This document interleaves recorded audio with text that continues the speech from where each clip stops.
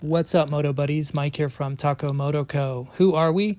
We make and sell the ultimate products to perfect out your Austrian dual sport motorcycle, a KTM EXC, EXCF, XCFW, Husqvarna FE, and FES. And soon we'll be developing some products and components for the Honda CRF 450L, RL, and X bikes. We build out bikes for our clients and friends, from Sunday Trail specials all the way up to fully equipped global slayers like what RTW Paul is riding on as he travels around the world on an EXC 500. In late 21, we'll be rolling out a full service suspension shop as well as a motor program, full rebuilds, blueprinting, balancing, getting rid of the motor buzz and the big bore KTM thumpers, top end, valve grindings, the works. We want to extend, ultimately, what we're after is to extend your ride day and your endurance and your stamina and be able to keep you on the bike for more riding years. We've got a bunch of 70-year-old riders out there who, with our help, hopefully will be riding well into their 90s. Taco Moto Co. Find us out on all the socials. Go out and get some adventure. This week we have Chris Real, but later on in the video, talking about the recent fuel boiling issues. Also, we talk about gearing, two-stroke power valve tuning, pushing buttons and getting buttons pushed. So this show is worth a listen. So live from Pahrump, the Valley of the Dirt People, where Logan lives, and I live, and Mojave Bob lives, we are doing Tech Talk Taco Tuesday. This is your show where we talk about motorcycle and motorcycle related products, specifically dirt bike stuff, and answer your questions. So we're going to go right to the questions that pop up in the chat room right after Logan does his most important job besides talking when I get thirsty. What's that, Logan? You're reading what? The KTM Read. Add. Yeah. Okay. You ready? You see, the guy did it last week. I just handed it to him, and he did a really good job. So, he put some spunk into it. Sound like he was excited to say it. Powered by a distinct ready-to-race mentality, KTM is the world's leading high-performance street and off-road sport motorcycle manufacturer, with North America headquarters in Marietta, California. Over the years, KTM has built a reputation as a fierce competitor on the racetracks around the world. And the brand's remarkable global success is reflected in every product it develops and every move it makes. That's right. That was good. Way better than the first time. You almost have it memorized now, don't you? Yeah. Do you wake up in the morning kind of saying that? Not yet? Not yet. Yeah. You do ride a KTM, though. Yes. Sometimes I ride a KTM. Lately, I haven't been. I don't have my bikes. Well, they're all over the place, but I left my rally bikes up in Idaho, and I rode a KTM back here, though. So Tarek Saba says, Jimmy, let's talk about the fall of Suzuki and where they go from here. They're still making bikes. They actually make some pretty good ones. They've let some of the really competitive stuff slip a little bit behind in the off-road segment, but I still see a lot of DRZs out there, 400s and DRZ 650s cruising around. V-Stroms, they're still pushing the V-Strom a little bit. I don't know. You used to be a Suzuki dealership. So you might know a little bit more about it. Your Suzuki dealership, I think, is now a Ducati dealership over there, the one out in on Newport Boulevard. So yeah, I it's crazy times. I don't know. When you start looking at in the United States, people don't use it. Motorcycle's not a necessity; it's a recreation. And when we have these kind of big bumps in the economy, and it's happened over and over again, brands that build recreation equipment kind of get slumped, but that's sure not what's happening right now, at least not in the US. Dirt bikes sales are, try to find a mini bike right now. Try to find an off-road bike. they're gone, but yet what I've been told is the manufacturers have to look out for their like worldwide, market that may just come to a screeching halt. So for a lot of it, so man, enjoy it while it lasts. I don't know if Suzuki's they're maybe just not at the highest form of competition, but some of the prices on some of the bikes that they had, all those older RMZs are probably gone now, right? At the prices they were selling them at. And I know Kawasaki just announced some new bikes yesterday. The interesting one is definitely the KX250 XC and the KX450 XC. Those are the two interesting bikes, which are their stab at the kind of the off-road racing market, which is kind of a long time coming. But but I think with the announcement, especially of the KX250, the all new KX250 motocross bike, and then the XC, and I know they were sitting on a lot of the last year's KX250Fs. Those are probably going to be pretty heavily discounted as well, I would suspect. So, Michael Barrett says the Husaberg 570 is an excellent bike. Well, you don't have to say that around me. Yeah. Actually, I know how long he's been trying to bargain to get the one that he got his hands on. He had a friend that had a really cherry one, and the guy was like, just didn't really think he should get rid of it. Lucky he didn't listen to this podcast because the price probably would have gone up. But yeah, I agree with that. Let's see. Jason Abbott and Jonathan Levy just joined. Jason used to be Honda's press guy. Man, I miss you. It was a good run over there. Rodrigo Lopes says, Jimmy, have you ever played with your 2020 KTM 300 XCW TPI Powervalve? Logan, what do you think? What's the answer to that question? Yes. Yes. You've seen me do it. I think so. Yeah. Yes, I've played with it a lot.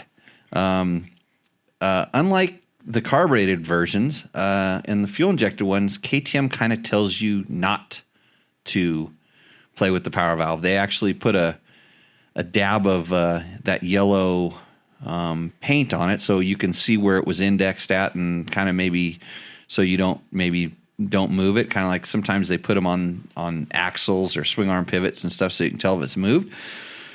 But if you want to change the power characteristic of that bike, that is I'm going to call it the first and second most effective thing you can do. And the reason I'm saying first and second is I suspect the reason KTM doesn't want you to play with it is if you turn it too far, you can get the bike to perform poorly and even detonate really bad. Because if you turn it one direction, and forgive me for not remembering which is which at the moment because it's always a little bit backwards to me. But if you turn it so you hold the power valve down longer, right, and then you that's turning it right. I got Al, who's a KTM 300 expert in here. Tightening the spring up. But I don't know if that spring is a counter. You know what I mean? The spring.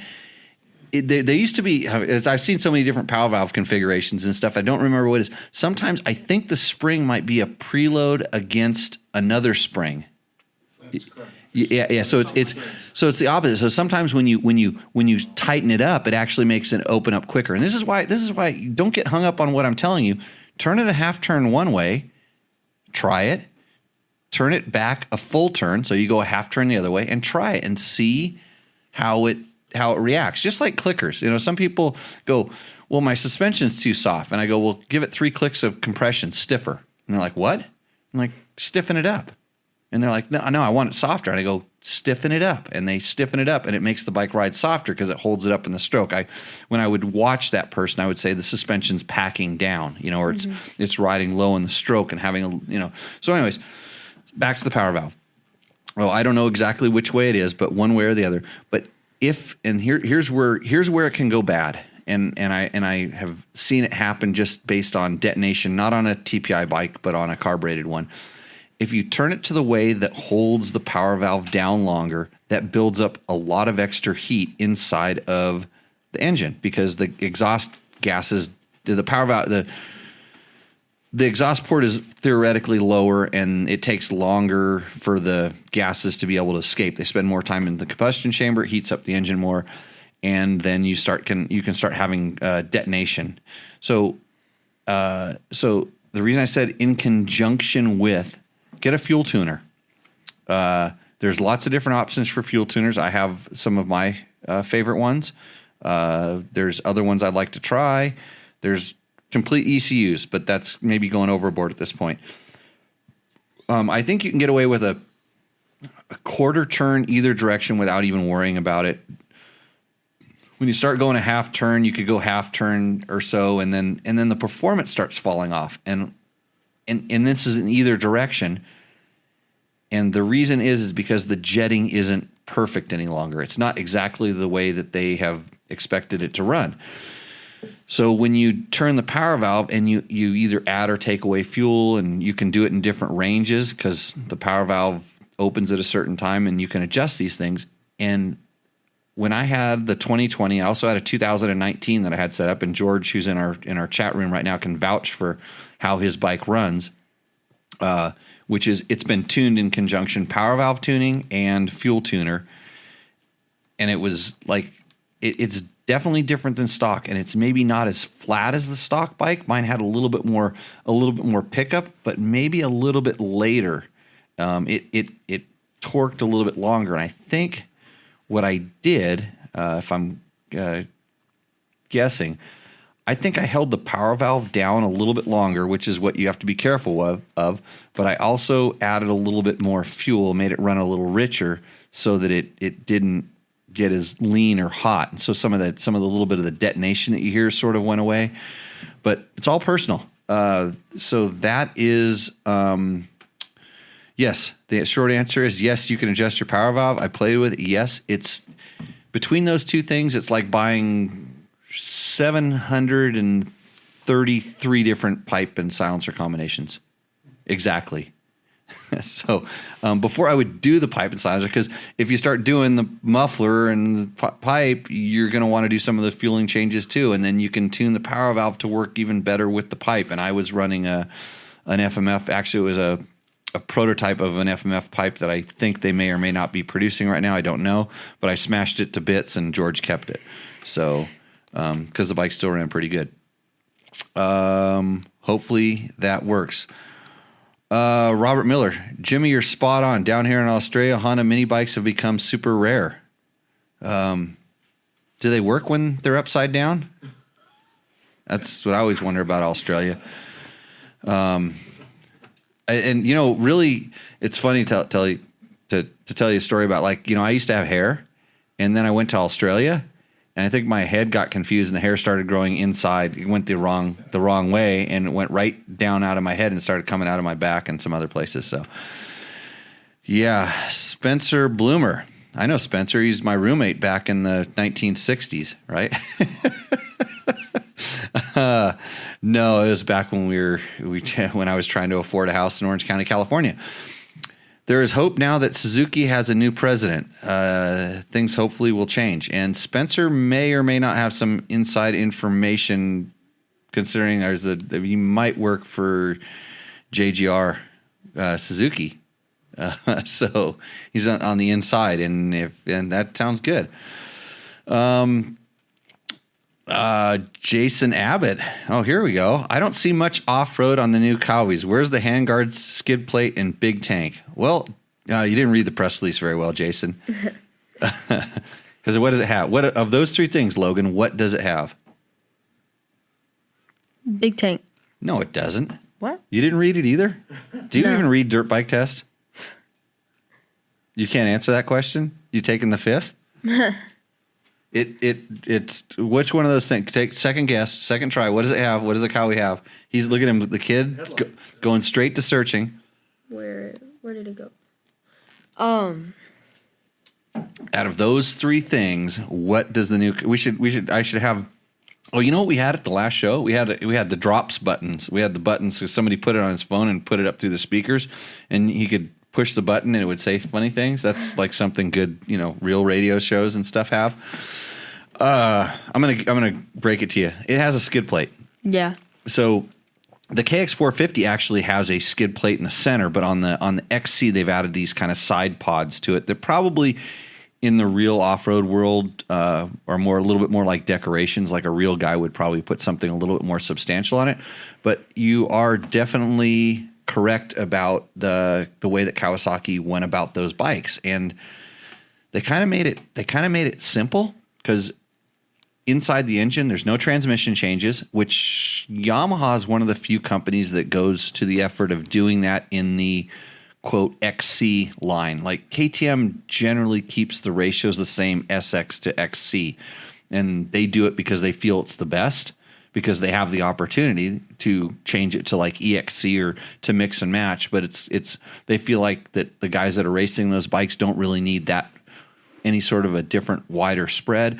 And Kawasaki didn't really explain why they did, but the other aspect of keeping the transmission ratios the same is cost. Cost.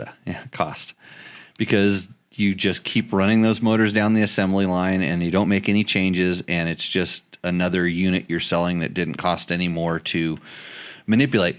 But what Kawasaki did do was kickstand, which I think on the KX might have been difficult for someone to do other than aftermarket, because they have a foot peg bracket that integrates it in, and then you can still move your foot peg position, which you can on the Kawasaki. I didn't really look at it that close, but they did 18-inch rear wheel, which is a little bit spendy.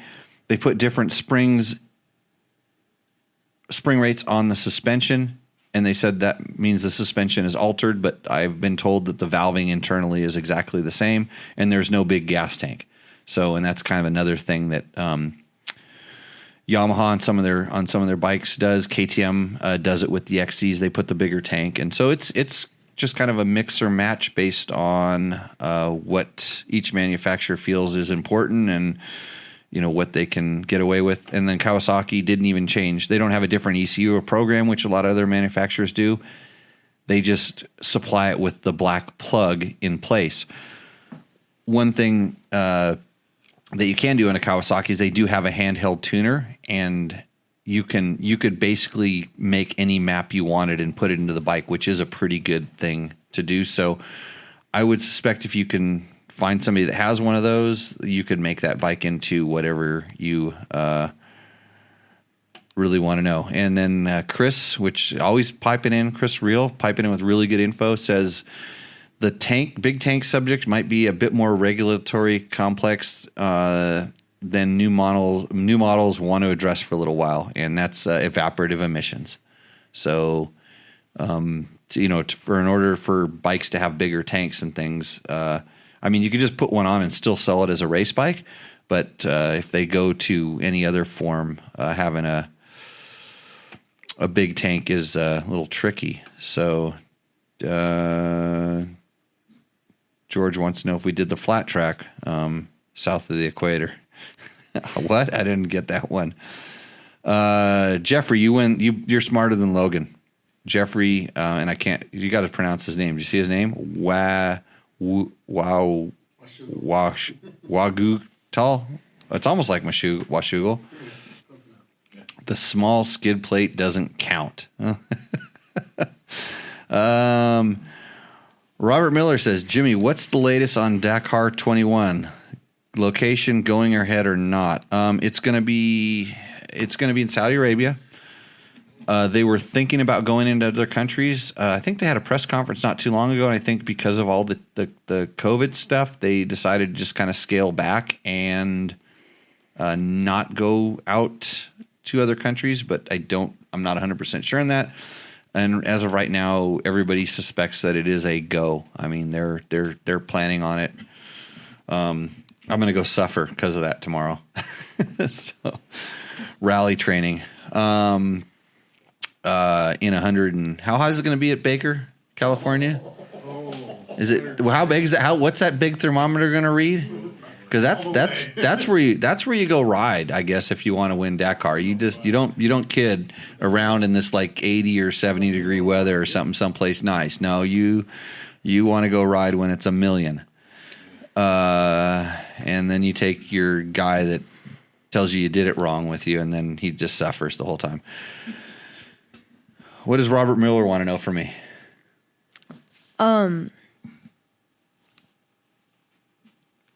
Jimmy, from a mechanical perspective, how difficult is it to make a gearbox that can be swapped out by just buying optional wide ratio gears?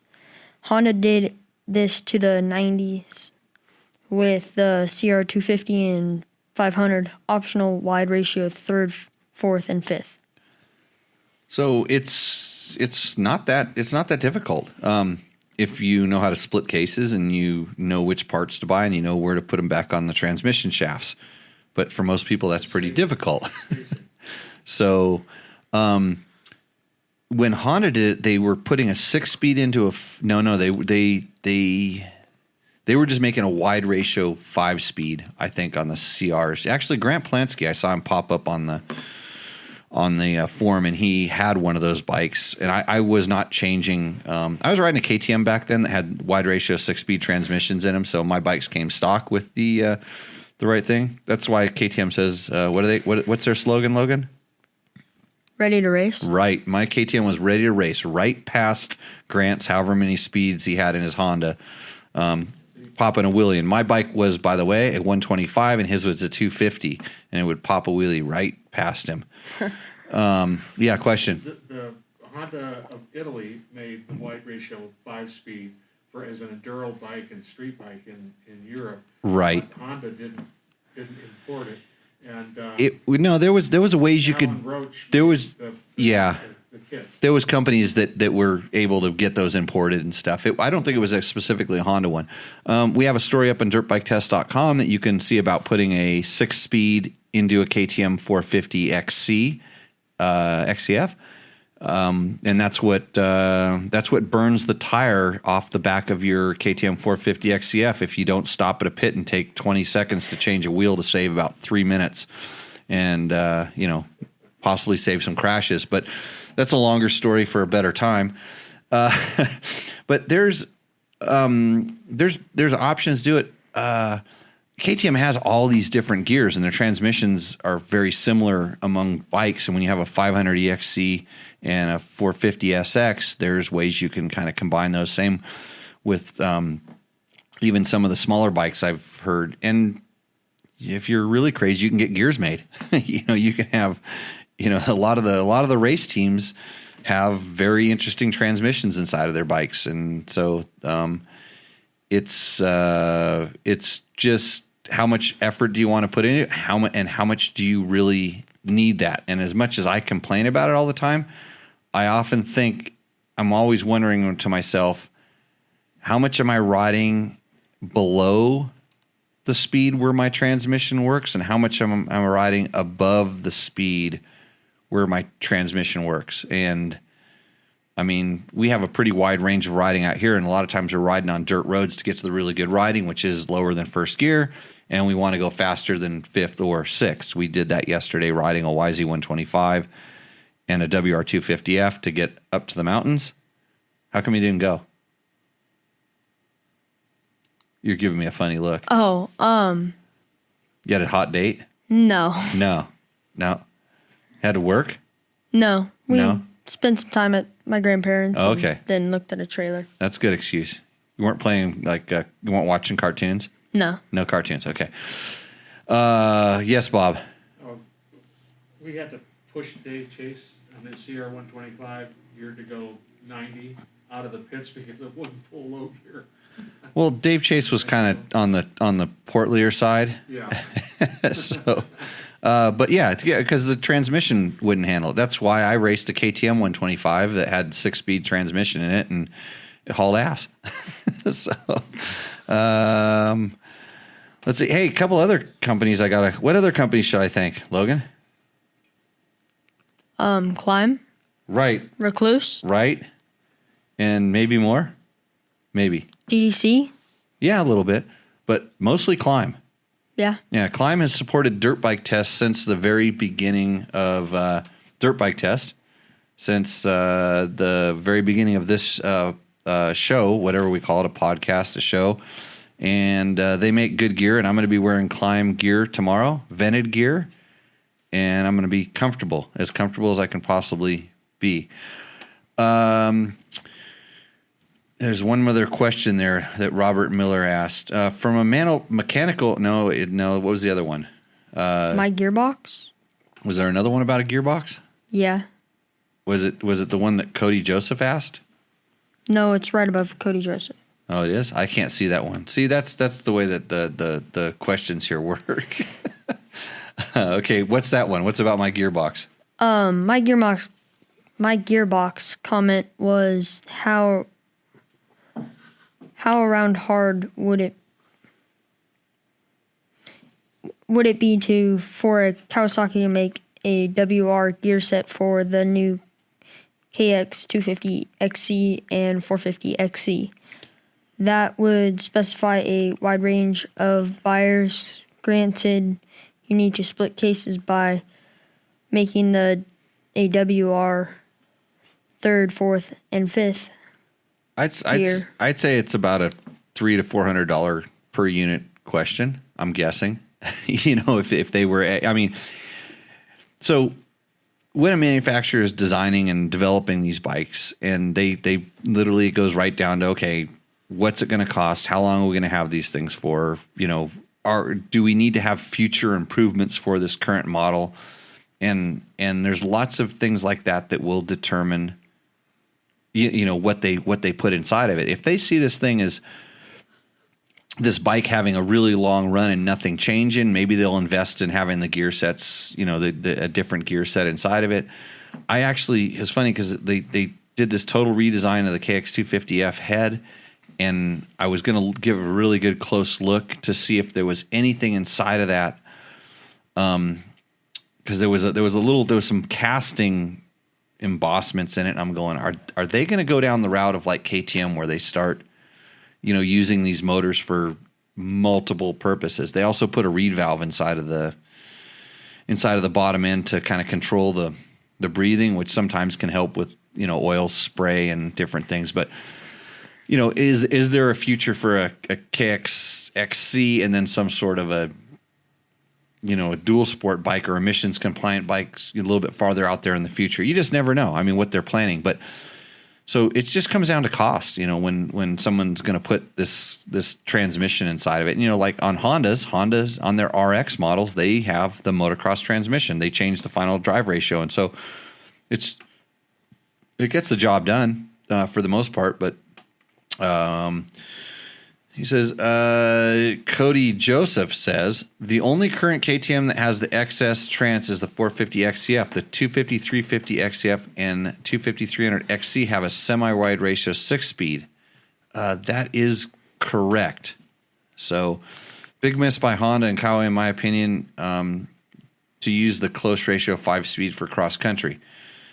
I tend to agree with you. The 250, 350 XCF, it's funny because they call it semi-wide, and I'd have to go and check because there was a couple years when they were the same, and I have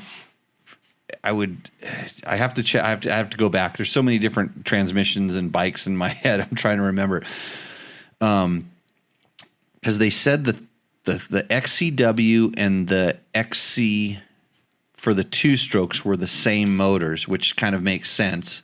And the XCW, the W kind of used to stand for wide ratio. And I'm pretty sure that the transmission ratios were the same when I raced it up in Washington. That was the last time I was on an XC, so I don't really know. And then somebody else was mentioning about the Italian Honda CRE wide ratio. So pretty good. Janie is back at the office, per se, at Ramiro's, so she's not here. She says, happy Tech Talk Taco Tuesday, y'all. What's up, Moto Buddies? Mike here from Taco Moto Co. What is the Taco Touch? It's the best service in the industry. Virtually 24/7 tech support via email or text, and it's like having a dirt bike doctor on call every day of the year, helping you fix your bike or recommend parts or setups for you. If you've ever received an order from us, you'll know that the Taco Touch extends to our fulfillment, and our orders come with the coolest stickers that you've ever had, buying parts from anybody before, and a handful of root beer barrel candies. All of our Taco Moto Co. branded components come with a no questions asked lifetime warranty, and we'll even extend out the warranty of other manufacturers, OEM, and aftermarket parts where we can, sometimes for life. We test and tune endlessly and exhaustively and obsessively. We're trying to destroy everything that we can before you get your hands on it, to look for weaknesses and to improve it, or to make recommendations to the manufacturer. And if it's something that doesn't meet grade, then we don't offer it on the store. Everything that we carry is something that we have personally used, tested, and ridden and raced, and knows meets the high Taco Touch demanding standard. Go out and get some adventure. Robert Miller, my gearbox comment was was that the one we were talking about? Oh, I think so. I thought you said somebody named My Gearbox made a comment. Oh. It's okay. If it were YouTube's or something like that, we would have a My Gearbox following us and then probably telling us we don't know what we're talking about. So, cool thing a lot of guys don't know about the YZ250X, says Cody Joseph, is that you can put in the WR400 or 426F first and second gear if you want a super low enduro gearing. 3 to 5 are already identical between 250X and old 426. Cody, that's an awesome bit of info. So you get a super low first and second for like gnarly trail riding, and then the rest of the gear. So you'd have a big 2 to 3 gap, I suspect. I don't know. And that's another thing when you're talking about transmission ratios. When we all start talking about like all these transmission ratios, there's a lot of riders that are really picky about having a gap in the gears. You know, if it's first to second or second to third. First to second isn't too bad for most people, but if you put a second to third gap in a transmission, and especially heavier riders that require more power, you feel that, and you have to gear the whole bike around that, and then some of your other gaps aren't right, and so it's a little bit trickier than it seems, and boy, it's a lot of work if you go inside your transmission, build what's your ideal gear set, take it out on the trail and ride it, and all of a sudden it doesn't work. So lots of gearing talking. I got to write the note down to make sure that we talk about that gearing. And then there's also final drive gearing. You know, if the whole bike is overall a little bit, the ratios are a little bit too low, you can, change it, make it higher gearing. And then you're asking somebody, like, I get confused when, are we talking about higher gearing? Does higher gearing mean the bike goes slower? Yes. And does lower gearing mean it goes faster? Yes, because you're pulling a bigger sprocket. It's pulling a smaller sprocket that's making the bike go faster per the amount of engine RPMs. It gets kind of confusing and all that. And a couple other things about gearing. Gearing can change the way your suspension works, believe it or not, by how you're lifting the chain off the chain wear pads and changing kind of the angle of the chain a little bit. I know on really high level race tuning they're pretty particular about it. When you change the gearing, sometimes you change your wheelbase, based on your wheel getting a little bit, farther back in the swing arm, based on your gearing choices. And so I've actually seen guys dink with the ratios, so they're actually getting the similar final drive by changing, going up 1 tooth on the front and down 2 on the rear, or vice versa, going down 1 on the front and so they're making the ratios. I just got confused. Did you get confused, Logan? Oh, I was reading the comments. You're reading the comments. Are there any good ones? Cody Joseph just gave another good explain comment. more. Okay, good. We'll get to that one. And then on the other thing about gearing is when you do go to a bigger rear sprocket, it puts your gears closer together. So a lot of times, if you're really riding in second, third, fourth gear, it makes it so you can ride in second or fourth, where if you go to a smaller sprocket, you can only ride in second and third and not fourth, or third and fourth. And if you downshifted to second, it would be too much. So it's a tuning option, definitely a tuning option if you're into doing that level of tuning. What has Cody got now? The XC and XCW is the same 3 through 6. First and second are taller on the XC, 10% taller first and 4% taller second on the XC. A lot of guys say it cures the second to third gap. Okay, so he's talking about the KTMs. Well, Cody, you got to come in and be a co-host in this show. You're chock full of information. He's one of those guys that remembers the numbers, I guess. Let's see. XC and XCW are the same 3 through 6. First and second are taller on the XC. Oh, boy. I'm just trying to remember what they said. And that makes perfect sense. Let's see. First, and a lot of guys say it cures the second to third gap. And they're feeling the gap on the XCW, I suspect. See, I don't feel that especially on the 300. I didn't think it was an issue, but I can see that where it was. And then you guys just saw the whole thing jump up. And then he had a good question about he put in some more information about the Yamaha too, didn't he? Yes. Okay, what's that one? You are right on the YZ. The WR first and second did put a gap between second and third for sure. Yeah. So cool. And Tarek won't get off his Suzuki thing. Off topic. At least he acknowledges that. The RG500 Gamma has a cassette-style transmission that you can change in 15 minutes. You know, that is a cool feature. And actually, didn't Cannondale's have that too? Yes. And so The Husky Autos used to, because you had to change everything in the Husky Auto every once in a while. By the way, this is Swedish Husqvarna way back when they were making a 3-speed automatic transmission that 4? 4 and then 3. More 4, well, because 4 broke all the time. Well, It was better, but it didn't last very long, right? right. Yeah, and then they were making basically they put a bunch of Honda 50 clutches in series, right? Not that simple. Not that simple, but that's basically what it was. Yeah. So, I think Cannondale had a cassette style transmission, and then there was a few other bikes that had that, but it's for most people that's way overkill and a lot of expense and stuff like that.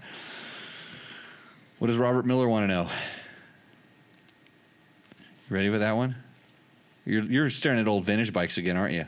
Yeah. The book, where's it? Do you remember who got us that book? No? Mm-mm. We Went Fast. Oh. We Went Fast. Follow We Went Fast on the social medias.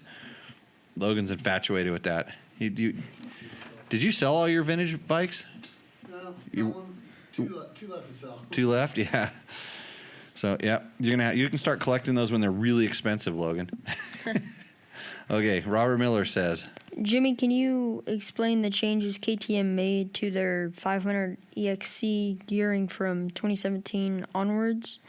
I read something where they changed the ratio of 4th or 5th. So what I'm pretty sure they did is basically the KTMs used to be geared to pass the sound test. And they are still geared to pass the sound test. They have to. So there's a certain RPM at a drive-by speed, and it's a whole bunch of stuff. Chris Reel could tell you exactly about it. I mean, exactly about it, but we won't get into that. So what KTM did was, because they were coming with like a 15-tooth countershaft and a 47 or 48 rear, I don't remember which one it was, or 45 rear. 45, yeah. It was a really short chain. And even if you wanted to go down to a 13 countershaft, you could barely get a 48 sprocket on with a stock chain. It'd have it all the way up there. And they wanted to make it so that the sprockets on the bike were usable and the gear ratios were usable. So they actually kind of redid everything, and I think they nailed it. I mean, now it comes, I think, 1450 or 1448 or somewhere in there. 14 might be 1451. I don't know. It's different between 500 and 350, but maybe it isn't, but it's around that. And now the ratios, they've got the ratios inside the transmission to work with that final drive set and the bike manages to pass and do whatever it has to do at the sound test, et cetera, et cetera. That is the big change. I don't know if they changed it much internally. I know they did some stuff, shifting the power around and the RPMs and, using that reed valve to quiet things down. There's a lot of stuff that went on that it all works together. It's a package. But that is the basic change between the going from the 17. If you just take your 2017 or newer and put 1450 on it, which is what I run on all of mine, you're going to be fine. And then you can change the axle block around in the back, and you can switch to a 48 or a 52 depending on which direction you want to go. Lots of options there. So, man, this is the gearing show, isn't it? Yeah. Because of the gearheads. Yeah. Yeah. And Spencer chimes in. Also, all of the race teams have different clutch basket gears to get the preferred final driveway, so while maintaining the bike length. So there's a whole nother level of factory tuning that oftentimes people don't even, consider or think about it. I mean, it's funny because when you look at when you see a factory bike, you look at it and you're looking at the graphics and the factory suspension pieces and all the coatings and colors and stuff like that. There are so many little teeny tiny tweaks to those bikes that make them so unique and different. And it's all kind of just trying to make the rider happy. So when I love it when a factory rider complains about his bike because it's his fault. It's like you didn't test it very much. You just ride a lot more. Cody Joseph, you just ride a lot more bikes than I do. It's easy to remember the numbers when you only own these two bikes. So I'm just guessing because Cody didn't tell me. I'm guessing Cody owns a KTM either XC or XCW 300 or 250 and some sort of Yamaha WR FX YZ. He used to own a 426. Yeah, maybe he had a 426, something like that. There's a lot of options out there. Hey, you know what connects your gearing to your engine, Logan? Like there's the part that makes the power. Yes. That's the piston and the crank and all that stuff. Yeah. And then on the backside there's gears and the chain sprocket and stuff. What's in between that?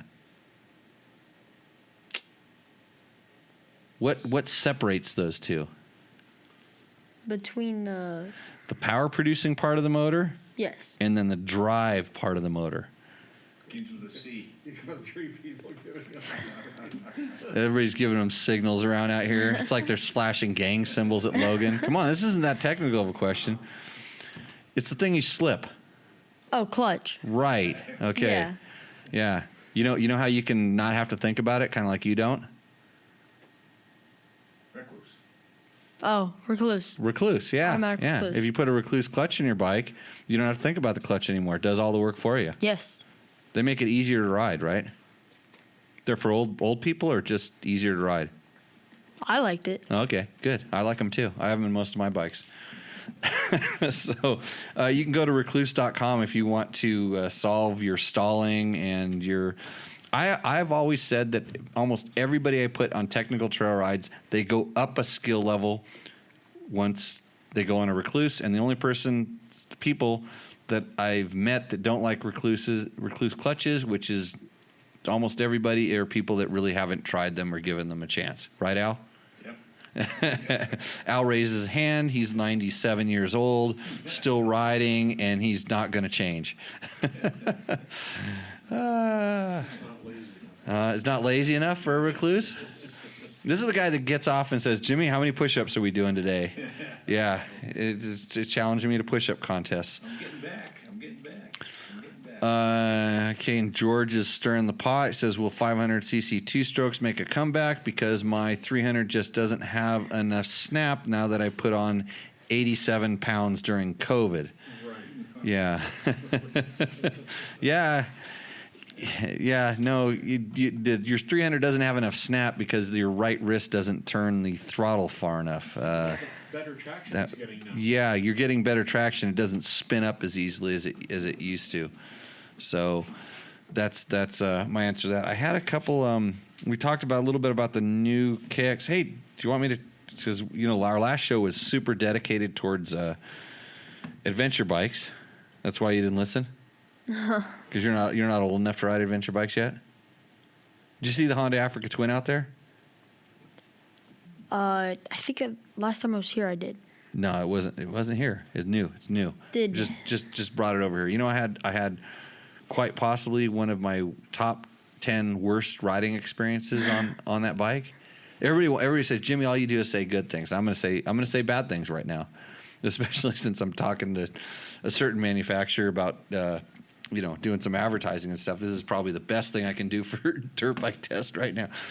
But there's a moral to this story. So I got the Africa Twin last week right after the podcast we did, and I switched because Berm Cannon Mark brought it over, and then I took it and brought it back out here.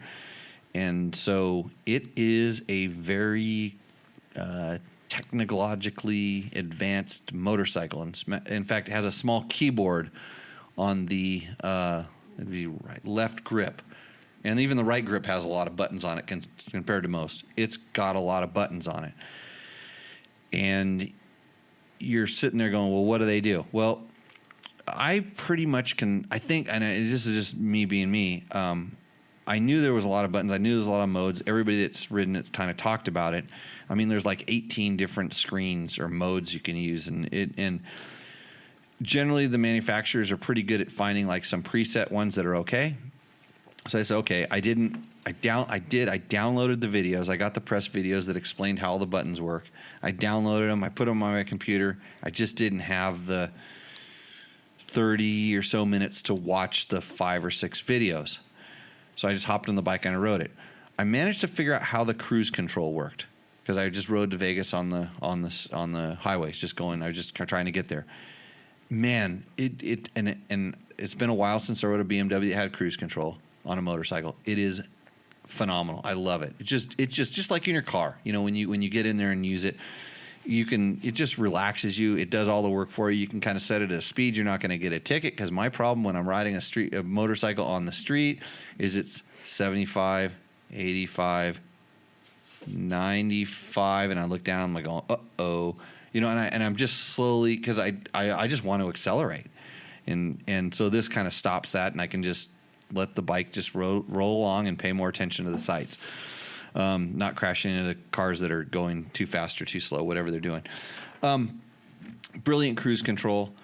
And then on the way back, I decided, hey, I'm going to go back around the backside of the mountain, come over Mount Charleston, Wheeler Pass, do some off-road, because that's what it's for. It was cool. It was at night. It was cooled off. Decided to do it. And I got on the dirt and I put it onto off-road, just set off-road mode. And there's traction control, there's wheelie control, there's power adjustment, there's ABS, of course. There's a lot of other features. And the traction control just riddled me. It was because it's fly-by-wire. That's why the cruise control works so good. It was like the little monkey that was turning the throttle inside the throttle body for me, which was completely different what I was doing with my wrist. I wanted to kill the thing.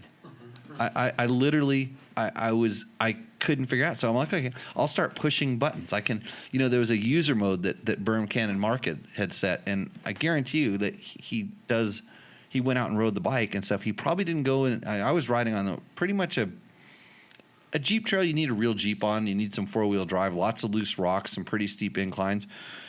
And he probably didn't take an adventure bike on that. It wouldn't have been very smart, but here I am.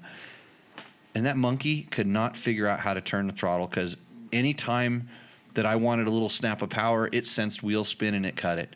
And then I just start turning the throttle farther and farther, wanted it to go. And every once in a while I'd say, I have traction. And that's right about the time that maybe I was falling over, losing my balance. I didn't crash, did a couple bad dabs, but man, so I stopped 20 times, 5 to 20 times that I stopped and started pushing buttons and trying to figure out how to enter into a mode where I got it to where I could change it and So they had a mode called gravel, and I tried that. I said, well, I'll try the gravel one because these are, it's gravel. I mean, granted, they're the size of bowling balls, gravel, but I'll use. It didn't work. So I tried, user 1, user 2, gravel, touring, urban.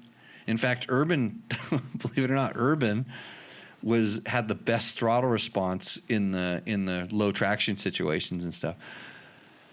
But I was just flustered, and I barely made it over something that I could very easily ride over on any number of other bikes that are not so mechanically assisted, technologically assisted.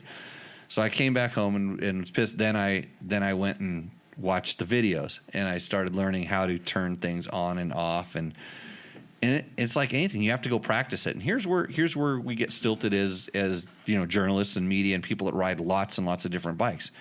It takes time to learn how to use where all those buttons are to get your.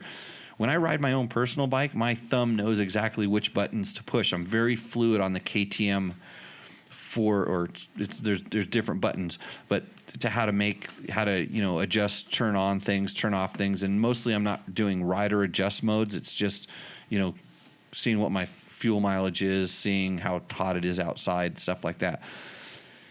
And people want more and more technology in this stuff, and then other people want less and less. And it's kind of if you're going to have this, I think you need you have to take the time to learn it. And I just struggled with it. So I need to go. Now I know how to play with it, and I went and set my own user mode, and I managed to turn the ABS off, which was another big issue, because sometimes when the traction all of a sudden came on and the bike lunged forward, and I'm like, I need to use the brakes real quick. And it decided it was going to use the brakes intermittently like ABS. So yeah, that's a tricky one. So I need to go back and give that bike another shot, but boy, it has a lot of power. It's not a lightweight bike. It's not a 700 or 790 or anything. That's for sure. So,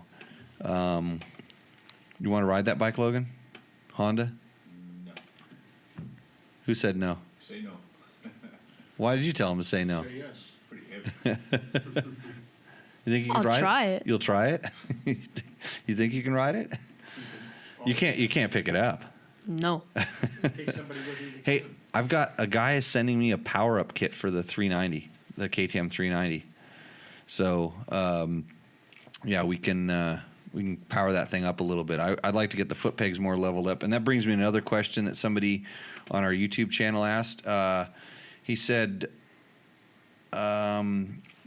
he watched our other podcast, our last one, and he said, I'd really like to know if the pivot pegs will fix the cockpit issue on the KTM 390. Pivot pegs, you're aware of those things? So good or bad is not for me to decide. I would just tell you they're absolutely 100% not for me, because I feel like I'm falling off the motorcycle when I'm on a pivot peg. So I suspect for someone, it's hard for me to stand up on a pivot peg because all of a sudden I no longer have a reference on where zero is, because the pegs are, it's like I'm on a, like seasick, like on a boat. And then the fact that they move independently, and that's how I put all my control inputs into the bike. And sometimes I'm pivoting on the front of the peg, or sometimes I'm pivoting on the rear. So instead of the input going to the bike, I actually start losing my balance. So for some people that might work, but for me, I know it absolutely wouldn't work. So, yeah. Vince C. Watched our KTM 350 video, and he said, thanks. Audio is awful, though. Can you imagine that? You think he's an audio engineer? If he is, he can help us. That's what I always say. Yeah. Actually, if you think our audio is bad, you should listen to the last 2 episodes of Tech Talk Taco Tuesday. We didn't use our good mics. It was bad. We need to work on that. B Barnes is watching our Yamaha Tenere T7 test ride, and he says, I'd love to know your thoughts on comparing it to your KTM 950 Adventure. I think I read some things a time ago that you've had one for quite a while and a lot of miles on it. That is true. Seems like Yamaha's intention is to fill the slot that a more elaborate, heavy, expensive KTM 1090, 1190, 1290 left behind. I agree with you, B. Barnes. Almost. It's funny because if I were to compare the KTM if I were to compare the Tenere to any current adventure bike, the one it reminds me of the most is the KTM 950, and actually the 990 Baja would be the one, because that came kind of without ABS and it was pretty simplified, and it was when KTM really kind of refined it. But it feels like a lightweight one of those with similar power levels, but smoother. Definitely smoother on the bottom and better drivability. So that's that one. Kelsey says on our 300 KTM XCW full test, the only 300 I've ridden is a KTM 300 MXC. I thought the power was perfect on that bike. I've been wanting a 300 since that day. Well, if you rode a KTM 300 MXC, that's how long ago? 10 years ago, maybe? It's been a while since they've had an MXC. It would blow you away by how much better the new KTM 300 is. I mean, the fact that it's fuel injection means all the jetting issues were gone from back in the day. It probably feel 50 pounds lighter. Feel like it has a third more horsepower and better drivability and traction everywhere. Let's see. I got one on the KTM 390. RC says, this is the single best review I've seen for this bike. So incredibly thorough and done by real dirt riders and real off-road conditions. Thank you. Were you one of those real dirt riders, Logan? I don't think so. You didn't ride the KTM 390? Oh, I did. Yeah. Then you're one of the real dirt riders this guy's complimenting. You should give yourself a pat on the back. Yeah. Good job. Let's see. There's a lot of people talk nice things about it. Brilliant, no nonsense. Review as an ex-GSA owner looking for different options before I get back on a Beamer. This is interesting. I wonder what size Beamer he was on to be looking at the KTM 390. So, Mr. Migraine says, while I'm not planning to learn and start riding motorcycles until at least 2 years from now due to studies, I can see this is already a good bike becoming much better after 2 or 3 itinerations. Seems like it will be perfect if they implement a few of your suggestions. Would probably buy it as a novice rider once I get my A2 license. So we have people that aren't riding yet that are planning to ride in 2 or 3 years. That's a long time. Checking out our videos. Not too bad. Are you taking pictures? Is that what that flash is? It's flashing? Did you see a flash? Oh, Yeah, I saw flashes. Maybe it just may am going cuckoo. And Loud or Nothing says, listen to this one, Logan. He says, LOL, this dude wants to sell KTM so bad. Is that me? Sort of. Give me that read right over there. Just for you, Mr. LOL Loud or Nothing. Powered by a distinct ready race mentality, KTM is the world's leading high-performance street and off-road sport motorcycle manufacturer with North American headquarters based in Murrieta, California. Over the years, KTM has built a reputation as a fierce competitor on racetracks around the world, and the brand's remarkable global success is reflected in every product it develops and every move it makes, like getting me to be the dude that wants to sell you a KTM. I want to sell you any motorcycle that you want to buy. I mean, I'm not personally going to sell it to you, but I want to see more people on dirt bikes. Yes. Yeah, it's good for us. It's good for everybody. And the KTM 300 XCW is a pretty good choice for 45% of the people that I talk to, I think. Yeah. The KTM 500 EXC is the best choice for everybody, I think. Just because it's a big catch net. Let's see. As you said, this is April, the Torty Cat. Are we getting questions on the chat room over there, Logan? You keeping logs of those? Only 2. Okay, I'm going to keep going down this list here. April, the Torty Cat says, as you said, this bike has components from the 90s. He's talking about the Yamaha Tenere T7. The biggest problem I have with this bike is it costs 12,000 euro in my country, and that's total nonsense for a bike from the 1990s. I really like the T700, but I will wait for the Aprilia 660 Touareg to come out in 2021. Well, I can't speak to your exchange rate, and when I say the components from the 1990s, I'm actually saying it as a compliment, because they were good components even back then, and they probably have the capability to perform at a level that will exceed most riders' ability, and at the same time keep the price in check and make the bike a little less complex. I don't know how much better it would get with components from the 2000s, although it's really like late 1990s is when these components are from. Yeah, late 1990s. So they're really not that old. Like, how old are you, Logan? I'm 14. When were you born? 2005. So these components are older than you. Yeah. Clayton Thomas wants to know, where is this trail? And he's watching our Yamaha Tenere video. What do I usually tell people when they ask where the trail is? Somewhere out there. Yeah, go find it yourself. That's half the adventure, man.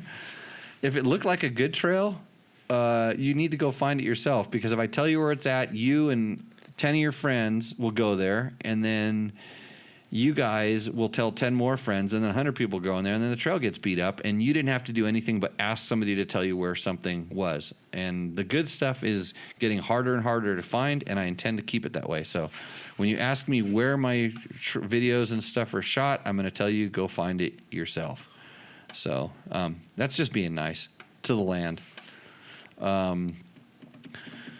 So what's the next question on the form there? Justin Bradley. Did I miss all the KX 450 XC discussion? Yes, evidently you did. Sorry about that. So you just chimed into this podcast, or it doesn't matter where you watched it, found it, where you are. If you're listening to it now, you go, how can I find more of this?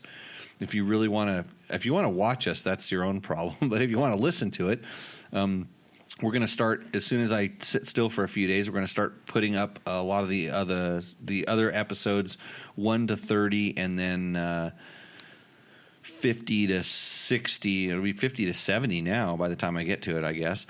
We're going to put those up on SoundCloud, which means they'll be on iTunes and SoundCloud and all those platforms. You can listen to them there. It makes it a lot easier to watch. You can watch this on YouTube, on Dirt Bike Test channel. You can watch it live every Tuesday night on Facebook. Every once in a while, Mark comes in and puts it live on Instagram, but then it disappears in a little while, and then that's why Logan says he can't find it. So, what does he want to know about the KX450 XC? Do you have a specific question? Maybe we can get at it. No. Okay. That's all he said. What's our next question? George said, Jimmy, I'll mail you some set of pivot pegs from my 1190. You can weld them in place for the 390. Sorry I didn't think of that earlier. Hey, that's a great idea, because we want to get flat pegs, and I've reached out to a few different people that were talking about making them, want to make. It's not as easy because that bike is so unique. It's not as easy as you would think, because it has a different width. The pin diameter is the same as the other ones, but the thickness of the part that rides in the foot peg bracket is a little bit different. And the foot peg bracket is its own unique thing, so it's a lot harder than we would have thought.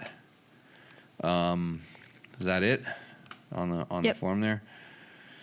What type of camera is that on your helmet? Is there external power supply? So he's talking about my Tour of Idaho video, and I was actually on that one. I used Contour helmet cams, which was a really good company that I thought actually made stuff that was better than GoPro, and because they weren't as good at marketing, they sort of went away. But I still use them on occasion. They're just easy to work. They had a big switch that turned them on and off, and so I use that. But we've lately been using a GoPro Hero 7 for a lot of our stuff. The image stabilization on that is really good. The sound is mediocre, and then we've also, some of our other videos with bad audio quality is a Sony helmet cam, or it's a Sony action cam that we've mounted to the helmet, and we've put an external microphone on, and we are still playing with that to the best of our ability because we ride dirt bikes and we're not sound engineers. You should maybe be a sound engineer, Logan. You go to school and do that. You don't say much, so you listen to it. That would make you a good sound engineer. Okay, here we go. Terry Monks asks, as a new rider, a dad with kids, and looking for a bike to go off trails and do easy sections, maybe even pop a tent down for the night, this is literally the perfect bike for me. The KTM 390 has nailed the audience in this one. Adventure bikes are either enormous or low spec, and this is a good mix at a very good price point. What do you think? Yeah. Okay. Yep. Do you want to just go take it and pop a tent down? I'd rather the 250, the Honda. Yeah. I think especially when you start going more and more off-road, yes, that's what that bike, it's a little bit more like a dirt bike, and the KTM I think is a little bit more like a adventure bike. Yes. So the more miles you're actually going to log. I would be a little hesitant to take the KTM on single track trail, where the Honda it wouldn't even faze me. Yes. For the most part. So what other notes did I have here to talk about tonight? I told my we got to pick a winner in our climb show us your junk backpack challenge. Did you watch all those videos? No. I'm thinking Logan's not being a very good participant here. Do we need to have like an hour a day where you need to focus on your dirt bike test duties? Something. Yeah, some structure in this program. Yeah. Did he ever wash his bike?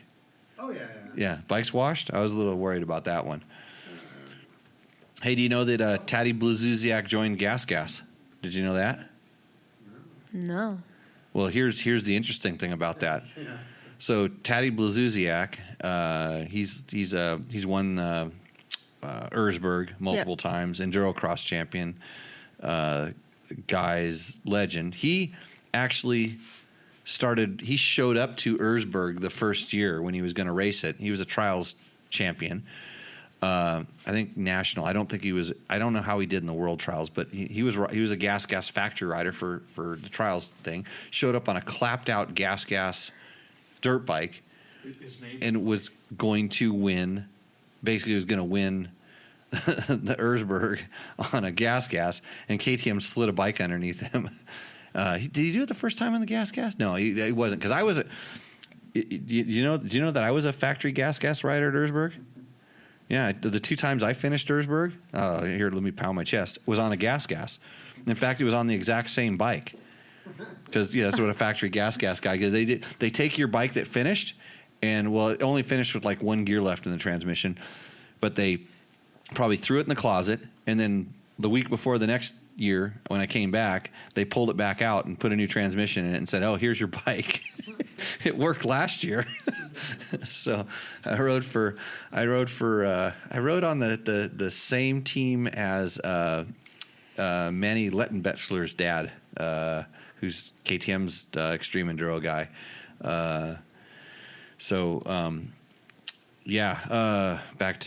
Taddy was a gas guy, so they brought him back to the brand. Now that KTM owns it, they slid a gas underneath him. Here's the interesting thing. He's going to be riding a gas. Is it EC? I think they kept the same numbers. An EC 300 2-stroke and an EC 350 4-stroke. So what do you think the first gas models we will see over here in the U.S. besides the trials bikes? Yeah, it's just kind of a guess what's coming. Yeah, there'll be some gases coming. That's the bigger news in that particular story. Who's that? Glenn Coldenhoff. Oh yeah, racing the GPs on it. Yeah. Yep. Yeah, that was so he's doing the 450. Yeah. It's a whatever. I imagine they call it. What do they call? What did they used to call the gas motocross bikes? Work. Huh? Work. They didn't have motocross bikes. They never really were a motocross brand at all. And then Elias Saints rode a gas in the Dakar Rally, but I don't think you're going to really see something like that. So you know what you missed riding yesterday? Rocks. Rocks? Yeah, we rode on some rocks. Yeah, through cactus, dust, Yeah. heat, sand, on a YZ125X and the Yamaha WR250 F. So, which is pretty cool. We've got that bike now, and we're waiting to get like the competition ECU for it, so we can play with that tuner, and then you can build some maps for me. Right? You're a pro at that? No. No. No. Why haven't you learned how to do that yet? You got a YZ250 in the garage. Yes. Yeah, you made maps for that, right? Or did you just copy mine? No, you copied Travis Preston's maps. You just downloaded them off the internet, Yeah. and they're good. I didn't like those. Oh, good. Oh, we have something in common. I don't like any of Travis's maps. It's like if you could make a map wrong for me, he makes it. But that doesn't mean they're not good. They're just not good for me. I know a lot of people, the way that they ride, they really like the way that his maps respond, and I think we just turn the throttle a little bit differently, meaning him more and me less. So, any other stuff? George wants you to call Chris real. He does. Does Chris Real want me to call him? I don't know. Oh, we got to ask him about the gas. So go search if you're sitting around your computers right now. Go search hashtag show climb your junk, and I promise you will learn something about you'll learn something about what to pack in your rider toolkit, because a lot of people ask me what I carry in mine, and I did a video, so it's up there also. But there's some of the readers and stuff. Let's just cold call. We'll just cold call Chris right now and see if we can put him on the show. This is how we do it here at Dirt Bike Test. Just he's probably eating dinner. He's probably had enough of Dirt Bike Test. I'd actually texted him, asked him if I could call, and I'll put him through on the machine here in a second if he actually answers. But it looks like he's just like, no, I don't want to answer that phone. Hi, this is Chris Real. Yep. Yes, unfortunately, I missed your call. Yes, you did.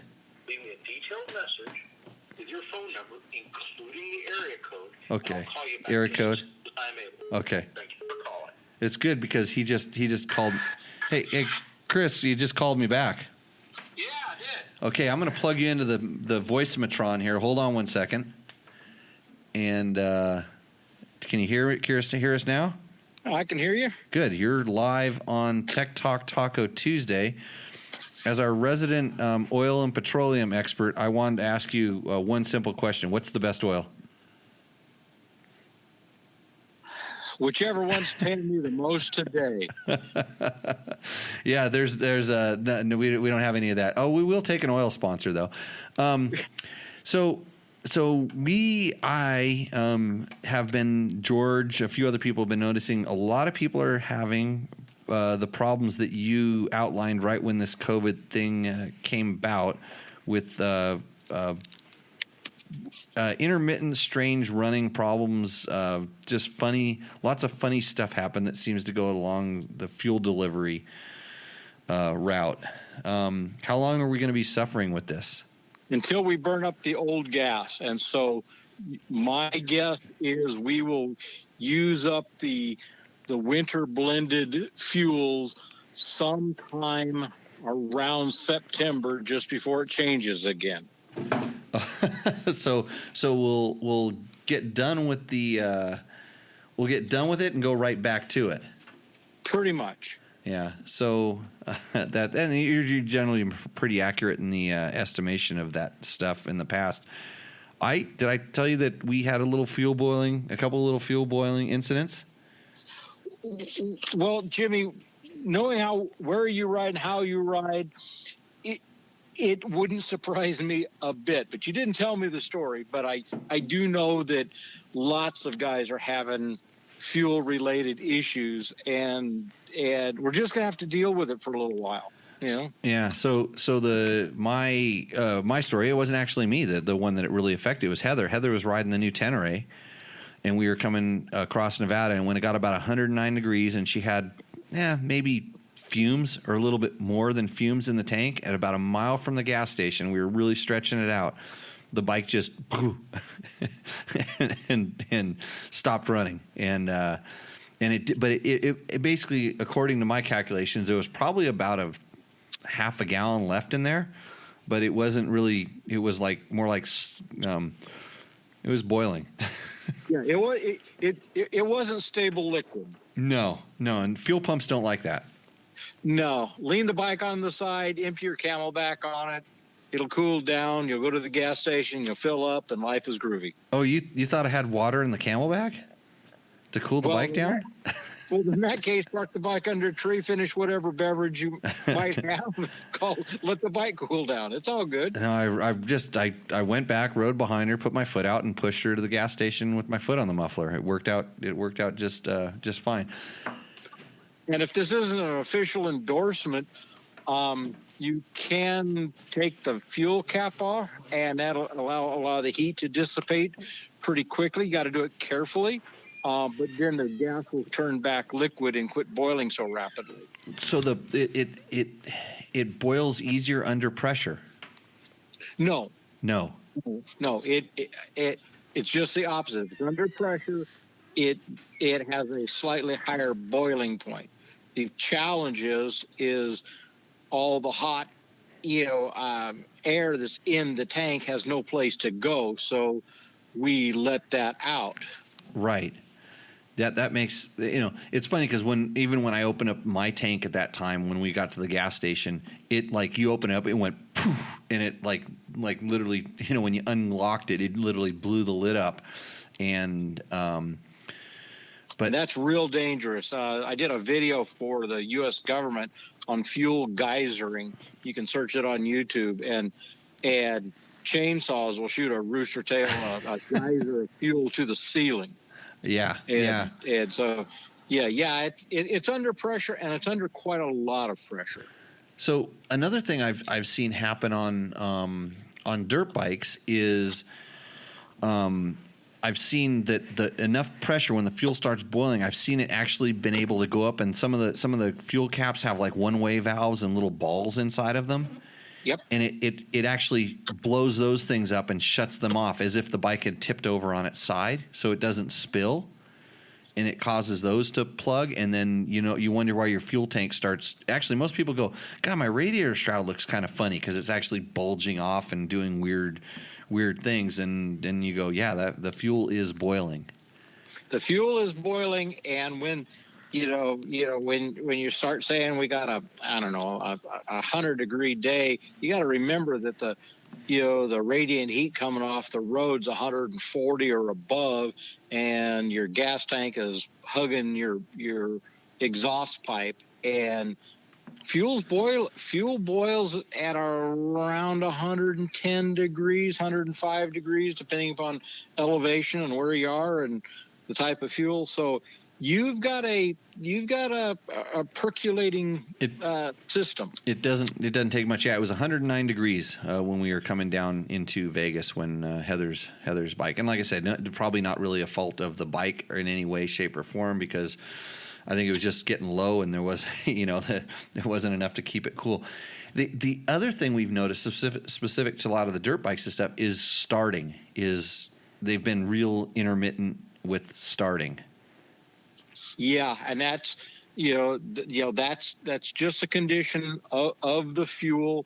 And I know that Heather's pretty aggressive on the throttle, but she's a midweight person, and so her fuel economy is going to change significantly. So if she's used on the 10 ray getting a certain fuel mileage number, she may still get that, but you get on the same motorcycle and you're a little more aggressive and a little bit more mass. I'm seeing fuel economy change by like 20% swing. It's funny you bring that up, because it was funny when we went from the higher elevations where it was cooler down to lower elevations. We also started doing like more on road where we were kind of pushing it, so we were using the horsepower, and we did see a pretty big drop off, and we were kind of surprised by, when you're only dealing with, 4 or 5 gallons and you started budgeting it out. It's like we budgeted 240 miles, and when we ran out at 198,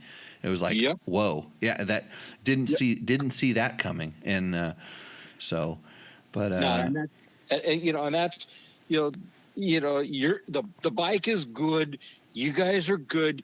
You just have a fuel challenge that we'll all get through. But it's something you really have to be aware of, because you get used to being able to go a certain distance on a tank of fuel, and when that changes by 20 to 30%, that's a lot. That is a lot. Can additives help this? No. Okay, that's a good question, and a straight answer. The other thing is, if it was the additives, and there was one other thing I was going to ask, and now what was I going to ask, Logan? You're supposed to read minds here too, by the way. So additives can't change. Non-ethanol fuel, does that make any difference? A very minute amount, and it really depends upon the fuel and the properties of the fuel. You got to remember though that the fuel specifications vary from region to region, and many of them are federally mandated. So to back up just a little bit, the ethanol versus non-ethanol. I'm not a fan of ethanol just because of its side baggage and some other things, but I'd rather use ethanol-based fuels than walk. Yeah. And then when we back up to answer your questions about additives, remember that we're dealing with the actual density and vapor pressure and boiling point of the fuel. So adding a couple ounces of something in there, it's not going to change it. What about mixing it like 50-50 with race fuel? Well, depending upon the race fuel, they have different specifications. They're usually pretty stable. So yeah, that's certainly an option. And the other thing that's really an option is to try to, if you run on the top half of the tank, or have more than a third of a tank of fuel in there, most people will never know. Yeah, I tend to agree with that. Any times I've had fuel boiling, and remember, I ride a Husaberg 570, and that bike, it magically wrapped the tank around the motor and everything else, including the hot shock and the exhaust pipe, and a lot of it was carried like down and low. And you know how much power that bike makes, and what does power equal, Chris? You know this. Oh, it's huge. I've ridden the 570s, the first ones in the country, and So that bike can boil fuel. As well as rip tires right off the wheel. But so I had a lot of gas boiling incidents on that bike, and it's I guess it is an issue. And the big question for everybody though is does the winter blend reduce power in my motorcycle? Well, it's less dense, and so you can take that or leave it. Basically, as it expands, it doesn't have the same amount of energy. It doesn't have the same amount of thrust on the piston, and so the answer to your question is it's less efficient. Okay. But it's in reality, it's you'd really have to be a human dyno to be able to tell, because we have a compensating device that's attached to our arm on the right side. Right. Yeah. Mine has one position on it. It's called wide open. So I'm always worried about the dyno numbers. That's what really affects me around here. Because if I'm losing any power, I'm going to go find out where I can buy some summer gas. Yeah, it's kind of like this, kind of like the summer beers I go for about this time of year. Yeah, if you have cool, high octane, super stable fuel on a cool day versus crappy gas on a hot day, the better gas on a cool day is going to give you more power. It's just thermodynamics. It's just expansion between the cylinder head and the top of the piston. So heat insulation on the bottom and the sides of the fuel tank and wrapping the fuel lines with the insulation, this stuff will help? Absolutely. Yep. When I was doing the enduro cross stuff, we never filled the fuel tank. Why carry the extra weight? So, the aluminum foil or a tank bag to insulate the bottom of the fuel tank, it's money. It's absolutely worth doing. There you go. That's your way to avoid this. So for the next till September, if you're and remember the fuel injected bikes, most of the time the fuel pump is inside the gas tank, and it's the gas tank, on the 4-strokes, cocoons the cylinder head, and so the fuel pump acts as a perfect heat sink to bring temperature into the gas tank, which is a challenge. And so putting 3 layers of aluminum foil on the of the aluminum tape on the tank is an inexpensive, quick Home Depot fix, which is beneficial. And of course, a tank bag, sometimes they fit all the bikes and sometimes they don't. So the aluminum foil on the bottom of the tank is an option. Yeah, it's an option, and especially where you have the tank, maybe you have an oversized tank and it kind of hangs down even lower. Yeah. And you get the exhaust head pipe coming pretty close. But you don't have to do the whole bottom of the tank. You just do where the heat's going to be. Yep. Yeah. Awesome. Well, and if you're and I use the aluminum tape, but when I'm trying to impress my friends, I paint it gold so it looks like that. Oh man, that's cheap. Logan's sitting there going, I know how to. You know how you make some money, Logan? You go buy the gold spray paint and the cheap aluminum tank, and then you start selling it on the Amazons. The lower cost. Just cut it in half because you're going to make a fortune on that. So.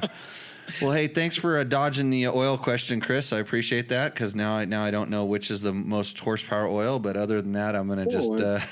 I can tell you which one's the biggest horsepower oil, but when you got to remember that you got to have viscosity and then oil pressure, and we had this discussion when I was fortunate enough to be on the show. It's just if you want to look at that, just search Tech Talk Taco Tuesday and Chris Real, and I'm sure that episode will pop up, especially on YouTube. I know it will, and on the podcasts as well. There's some really good information there, and Chris, I always thank you for coming on and being kind of the voice of reason, because I just ride them. You know what I say?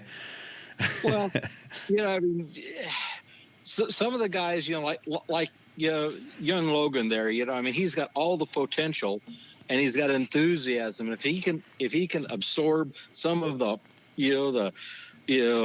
knowledge and stuff that we're willing to give him, he can be the next expert, while you and I fade into the sunset and drink more really good tequila. Right. I'm trying to work on that. I really am. So, okay, Chris, well, on that, one of our TV monitors just bit the bullet here, and Logan looks like it's past his bedtime. He wants to take Grand Prix motocross book with him to do a little learning, and we'll catch you in the future, Chris. Okay. Everybody have a good evening. Okay. Be safe. Thanks a lot. Bye. Hey, everybody, that was Chris Reel. He is from DPS Technical, and he does petroleum science, real science. That guy does. Actually, he's really good for off-road advocacy, and, of course, George just posted up some stuff on our chat room.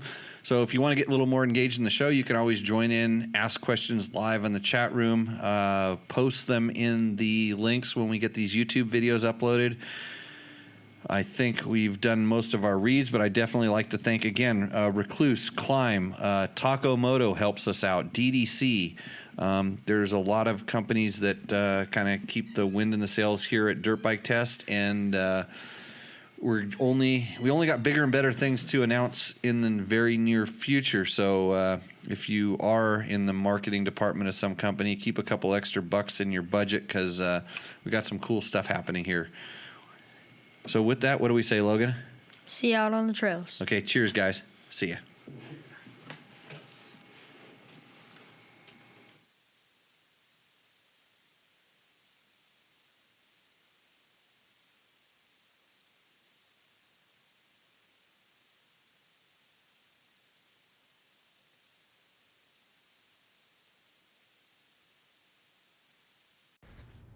What's up, Moto Buddies? Mike here from Taco Moto Co. What is the Taco Touch? It's the best service in the industry. Virtually 24/7 tech support via email or text, and it's like having a dirt bike doctor on call every day of the year, helping you fix your bike or recommend parts or setups for you. If you've ever received an order from us, you'll know that the Taco Touch extends to our fulfillment, and our orders come with the coolest stickers that you've ever had, buying parts from anybody before, and a handful of root beer barrel candies. All of our Taco Moto Co. branded components come with a no questions asked lifetime warranty, and we'll even extend out the warranty of other manufacturers, OEM, and aftermarket parts where we can, sometimes for life. We test and tune endlessly and exhaustively and obsessively. We're trying to destroy everything that we can before you get your hands on it, to look for weaknesses and to improve it, or to make recommendations to the manufacturer. And if it's something that doesn't meet grade, then we don't offer it on the store. Everything that we carry is something that we have personally used, tested, and ridden, and raced, and knows meets the high Taco Touch demanding standard. Go out and get some adventure.